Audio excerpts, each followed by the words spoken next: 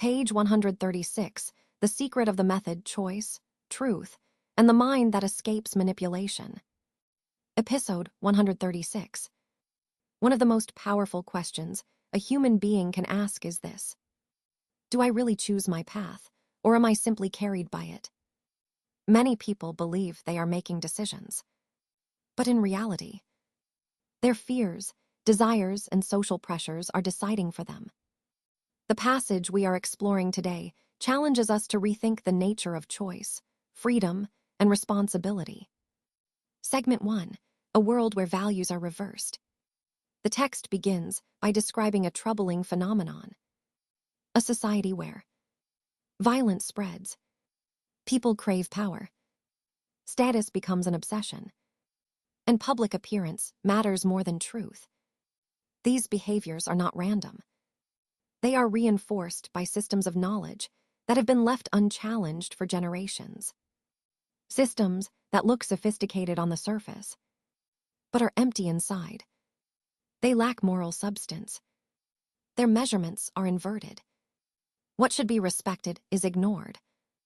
What should be rejected is celebrated. Justice disappears because the knowledge guiding society is no longer connected to truth. Segment 2, When the Oppressed Remain Oppressed. Another tragedy emerges. Those who deserve justice remain weak. Those who failed them are not removed. Instead, they are promoted. People accept them. They obey them. Sometimes they even fear them. This creates a society where injustice becomes normalized. But the text reminds us of a powerful principle. The one who should fear is not the oppressed. It is the oppressor. Because when someone is abandoned to their own corruption, their downfall becomes inevitable. Segment 3, The Moment of Choice. Before everything else comes one crucial moment: the moment of choice. According to the passage, the path to salvation begins with a voluntary decision. A person must choose to accept truth. They must choose to trust the guidance of the messenger. This decision cannot be forced. It must come from conviction. Once this choice is made sincerely, something remarkable happens. The person begins to be guided toward goodness. In other words, first comes the choice, then comes the divine facilitation. Segment 4, Boarding the Ship. The text uses a beautiful metaphor: the metaphor of boarding a ship. Imagine standing on the shore. You can see a ship that leads to safety, but stepping onto it requires courage. It requires trust. Once you board the ship, the journey begins. The ship carries you toward your destination. But the first step, stepping on board, must be yours. This represents commitment to a path, a strategy, a direction in life. Segment 5, The Conditions of Sincerity. However, boarding the ship is not enough. The journey requires sincerity. The heart must be filled with love, truthfulness, humility. A person must acknowledge their dependence on God. Because without sincerity, even the right path can become corrupted. Discipline becomes necessary. Chaos cannot coexist with true guidance.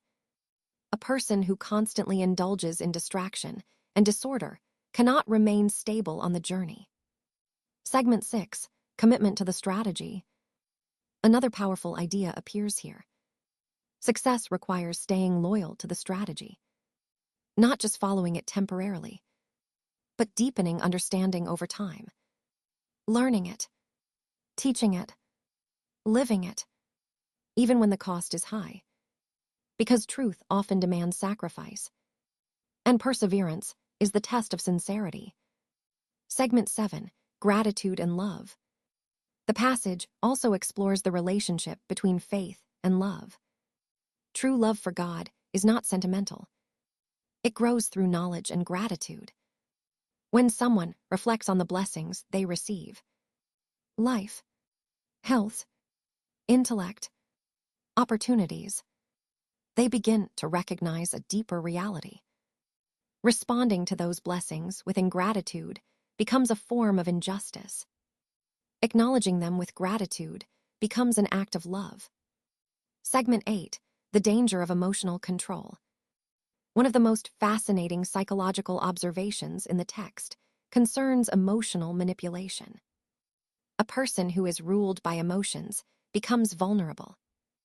They react only to what they see, only to what frightens them, only to what excites their desires.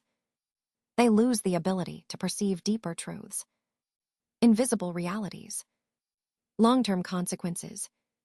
In such a state, emotion becomes a prison. Segment 9. Observation without understanding. Another mistake described in the text is the illusion of awareness. Some people observe many things. They notice patterns. They ask questions, but they never reach true understanding. Why? Because they never consult the right sources. They never pursue deep analysis. Observation alone is not wisdom. Without reflection and guidance, it becomes confusion. Segment 10. When desire becomes a god. The text describes a dangerous transformation. When a person allows desire to dominate decision-making, their preferences become their god. They follow what pleases them. They avoid what challenges them. And slowly, their judgment becomes distorted. Instead of pursuing truth, they pursue comfort. Instead of seeking meaning, they chase gratification. This condition traps the mind inside a cycle of illusion. Segment 11. Two types of people. At this point, the text introduces an important classification. Two different types of individuals. The first is called the intelligent winner. This person constantly evaluates themselves. They observe their behavior. They analyze their decisions. Then they adjust their strategy. They make decisions quickly and confidently. But these decisions are not impulsive. They are built on awareness and purpose. Most importantly, they are guided by sincerity and obedience to God. This person refuses to be enslaved by power, status, or social pressure. Their loyalty belongs only to truth. Segment 12. The path of inner leadership. The intelligent winner understands something fundamental. Before leading others, you must lead yourself. Self-leadership requires discipline, self-analysis, humility, correction. This person frequently returns to reflection. They recognize their mistakes. They seek forgiveness. They refine their plan. Their decisions are firm because they are built on clarity. Segment 13. The opposite type. The opposite personality lacks emotional control. They are overly tolerant of their own weaknesses. They avoid structure. They avoid strategy. They avoid responsibility. Instead of analyzing problems, they drift through life guided by impulses. This person becomes trapped in what the text calls the prison of desire. Without analysis, change becomes impossible. Without strategy, progress becomes random.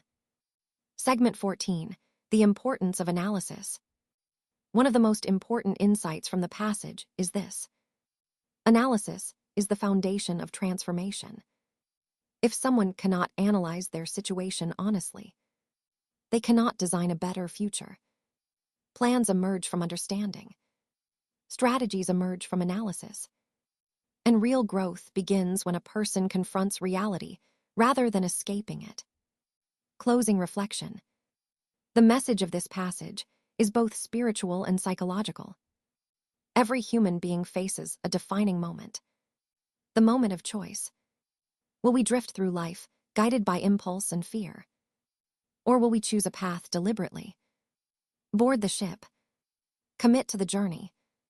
Develop awareness. Strengthen sincerity. And transform observation into understanding. Because the difference between confusion and clarity often begins with one courageous decision.